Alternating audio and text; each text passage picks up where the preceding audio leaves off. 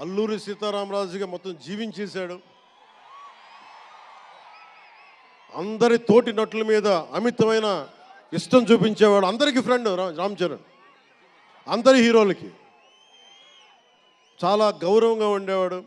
సంవత్సరానికి 100 రోజులు మా నాన్న ఏ పేరు మీద ఏం తలుచుకొని పెట్టాడో తెలియదు, కానీ 100 రోజులు సంవత్సరంలో 365 రోజులు కనీసం 100 రోజులు అయ్యప్ప స్వామి మాల అంటాడు, ఆంజనేయ స్వామి మాల అంటాడు. ఎందుకురా చేస్తామంటాను అప్పుడప్పుడు. క్షమించాలి రామ్ చరణ్ గారు అంటున్నందుకు, పర్లేదు కదా.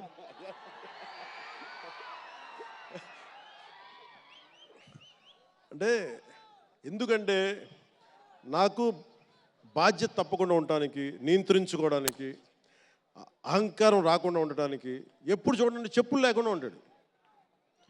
అంటే నాకే అనిపిస్తుంది, కనీసం నేను వేసుకునే చెప్పులు కూడా వదిలేడానికి ఇబ్బంది పడతాను అప్పుడప్పుడు. అలాంటిది రామ్ చరణ్ చెప్పులు లేకుండా మామూలు హీరో కాదు, హాలీవుడ్ దాకా వెళ్ళాడు, ఆస్కార్కి వెళ్ళాడు.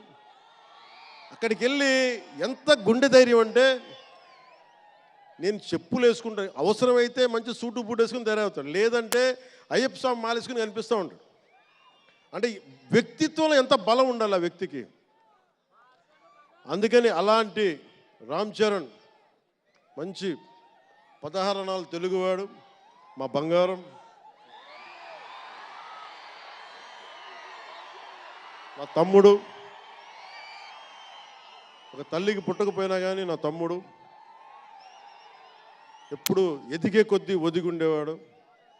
అతనికి మరింత విజయం కలగాలని, అద్భుత విజయాలు కలగాలని మనస్ఫూర్తిగా ఒక బాబాయ్గా కాదు, ఒక అన్నగా ఆశీర్వదిస్తున్నాను. I love you Ram Charan, I love you all.